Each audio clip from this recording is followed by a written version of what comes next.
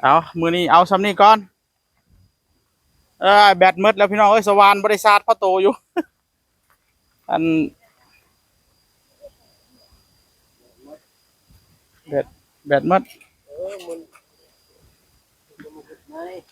อื่นจะมาเห็ด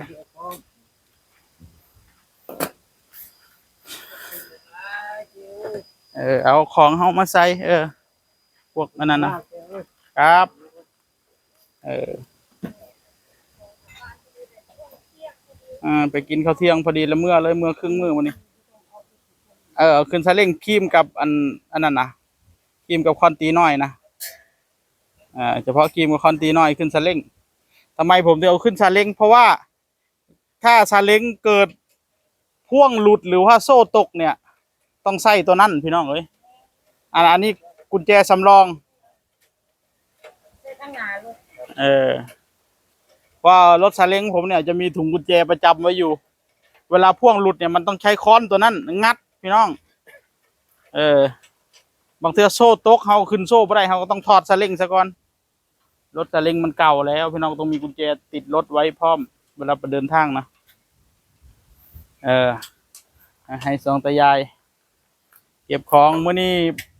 บ่ได้เฮ็ดหยังเพราะว่าเลิกในการยกเสานี่มื้อใดนะ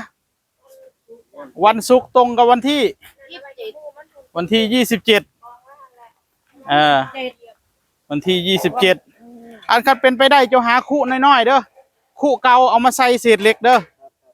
หาคู่เก่าเศษเหล็กเฮาจะได้เก็บไว้ใส่อีกได้เศษเหล็กนะหาคู่หรือว่าหาหยังก็ได้มาใส่กระบะปูนเราจะใช้เดี๋ยวได้เทออกอีกเอ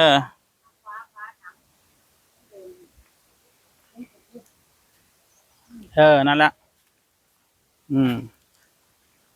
ถุงกุญแจขึ้นสเล้งเลยอ่า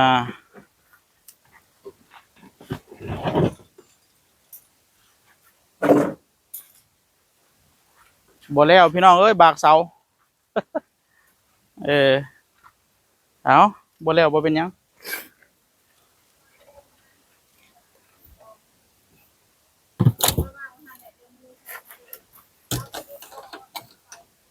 งานไม่ได้เยอะวันนี้แค่จะว่ามาบากเสาไว้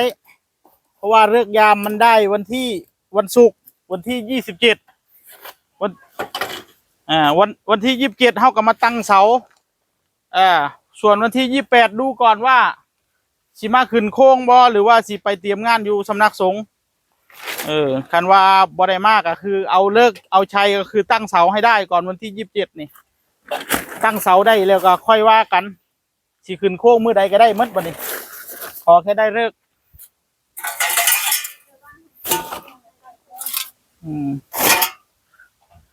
กินข้าวหลายๆเอาเสานั่นที่อันย่อเขาว่านมาในนี่ก็ได้เพราะว่าเดี๋ยวฝนตกมันเชยแฉะแล้วก็มันถ้ามันอันนี้เชยแฉะเขาก็ได้เซ็ตคือเขาเอาย่อเขามาข้างในก็ได้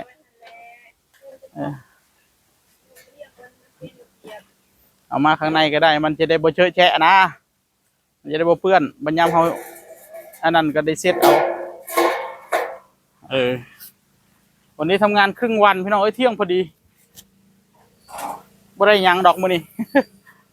ตะวันแบตเมิด3ก้อนเลยแบต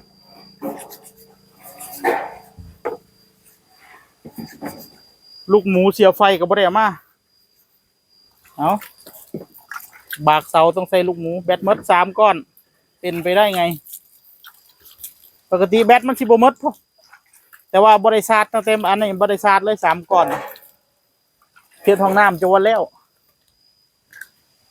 เดี๋ยวเมื่อซาดก่อนพี่น้องเอ้ยถือว่าเป็นวันพักผ่อนไป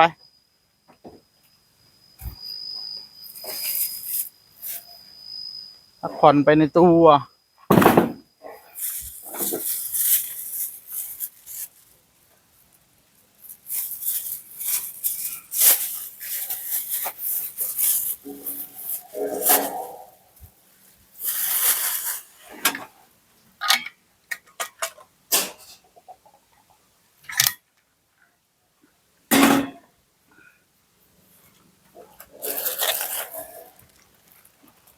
เด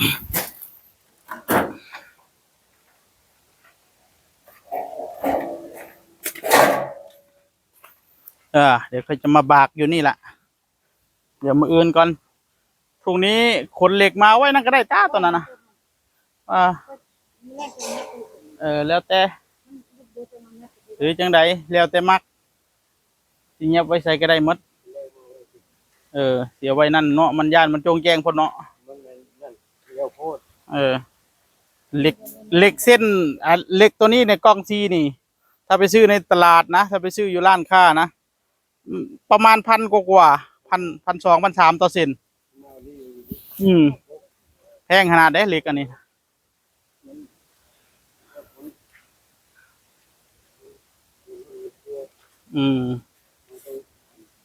เปิดไฟแล้วกลางคืนอย่าลืมได้เลี้ยวมาเบิ้งดูๆในกลางคืนก็ย่างมาเบิ้งนะมานอนอยู่นี่เดี๋ยวพรุ่งนี้จะเอาเหล็กมาเพิ่มอีกเอาเหล็กมาไว้ขึ้นโครงมือตั้งเสาสิได้บ่ต้องคนยังมาลายเก็บแล้วไม่คอนตีเจ้านะเอานี่เดินทางกลับเดี๋ยวนับเหล็กก่อนเดี๋ยวนับเหล็กไว้ก่อนทั้งหมดจักเส้นมีเส้นเต็มนะ1 2 3 4 5 6มี6ตรงนี้6แล้วก็7 8 9 10 11แล้วก็เหล็กเส้น9 มิล1รวมเป็น3 11 12 13 14ตัวเหล็กเสานี่มันต้องครบแหละเพราะว่ามันไม่ครบในตั้งเสาตั้งบ้านบ่ได้14 15 16 17 18 19 20 21 22เอา22เอา22เด้อส่วนเศษมันนี่ก็มันก็สิตรงกันกับเสาอะละเศษมันก็จะตัดออกมาจากปลายเสา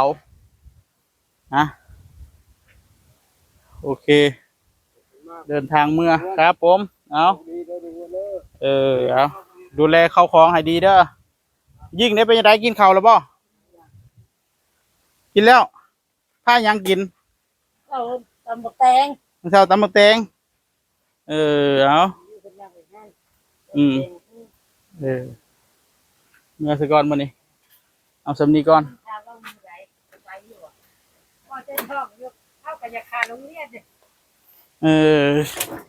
วันอันนั้นน่ะอยากไปเนาะอยากไปเราก็อยากขาดแล้วเนี่ยเขาได้ไปเพราะว่าเขาขาดเรา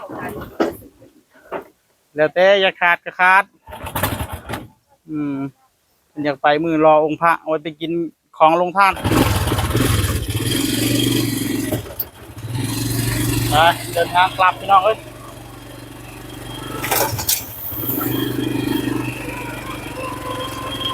วันนี้งานไม่เยอะนะท่านวันนี้วันที่24 25 26 27โอ้อีกเวลา3 มื้อเดี๋ยวขนเหล็กมาก็เอามาวันละนิดวันละหน่อยอาจจะหยุดก็แล้วพรุ่งนี้มาพรุ่งนี้อีกวันแล้วก็หยุดนะท่าน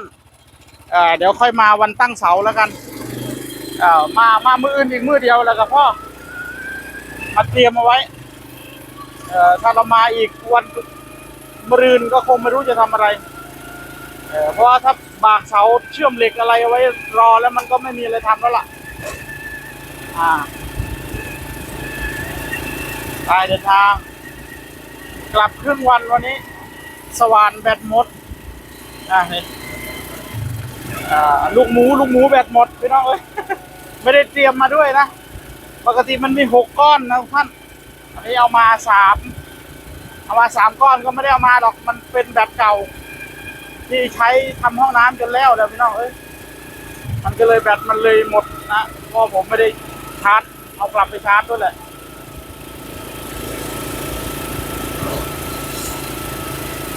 โอเคขออนุญาตเดินทางกลับก่อนทุกท่านวันนี้ถือว่าพักผ่อนครึ่งวันพี่น้องเอ้ยตอนนี้ก็เที่ยงกว่าแล้วกลับไปกินข้าวเที่ยงแวะกินก๋วยเตี๋ยวตามข้างทางไปเรื่อยนะพี่น้องเอ้ยสวัสดีครับ